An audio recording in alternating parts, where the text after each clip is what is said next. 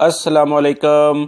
सिरात मुस्तकीम चैनल में आप सबको मैं खुश आमदीद कहता हूँ। तमाम गैर मुल्की अफराद के लिए एक अहम और अच्छी खबर आई है जिसे आप खुशखबरी कह सकते हैं, जिसकी तफसीलात कुछ ये हैं कि अकामा और अकामे के ऊपर जो टैक्सेस लगे थे और फैमिली के अकामे के ऊपर जो टैक्सेस लगे थे उसके बारे में कुछ नज़रसानी से रिलेटेड कुछ एक रिपोर्ट जारी हुई है वजारत तजारत की जानिब से, जिसकी तफसीलात मैं आपसे शेयर करने जा रहा हूँ। दोस्तों, अगर आपने मेरा चैनल सिरात मुस्तकीम सब्सक्राइब नहीं किया है तो प्लीज़ इसको जल्दी से सब्सक्राइब कर लें ताकि ताज़ा तरीन खबरें फौरी तौर पर मैं आपसे शेयर करूं वो मिल सके। बेल बटन जब आप प्रेस करें तो ऑल का ऑप्शन आएगा, उसको आप प्रेस लाजमी कर लीजिएगा ताकि तमाम की तमाम मेरी वीडियोस आपको मिल सकें।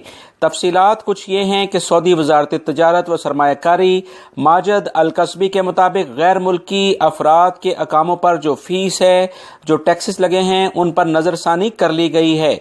माजिद अल कसबी ने कहा कि गैर मुल्कियों को हर तरह की फीस पर नज़रसानी का जायजा ऐवानी शाही को पेश भी कर दिया गया है।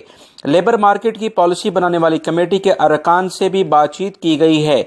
याद रखिएगा, पिछले दिनों सऊदी अरब के मुख्तलिफ जो सेक्टर्स हैं वहाँ से ये काफ़ी आवाज़ें उठ रही थीं कि बहुत ज़्यादा लेबर मार्केट में मुश्किलात देखी गई हैं। अकामे के ऊपर जो फीस लगी है और जो फैमिलीज़ के अकामों के ऊपर जो टैक्सेस लगे थे उससे बहुत सारे कारोबार ठप होकर रह गए हैं। इन तमाम सूरत हाल का जायज़ा लेने के लिए वानिशाही से कुछ कमेटियां कायम की गई थी ताकि असल सूरत हाल का पता किया जा सके। इस बारे में मुख्तलिफ किस्म की जो वजारतें हैं उन्होंने जायज़ा रिपोर्टें पेश करके मुश्तरका तौर पर एक रिपोर्ट जारी की और वो ऐवान शाही में पेश कर दी गई है, जिसके मुताबिक अभी तक जो इतलात आई हैं कि इसमें रेकमेंड ये किया गया है कि अगर ये अकामे के ऊपर जो टैक्सेस लगे हैं इस पर नज़रसानी कर ली जाए तो ज़्यादा बेहतर है।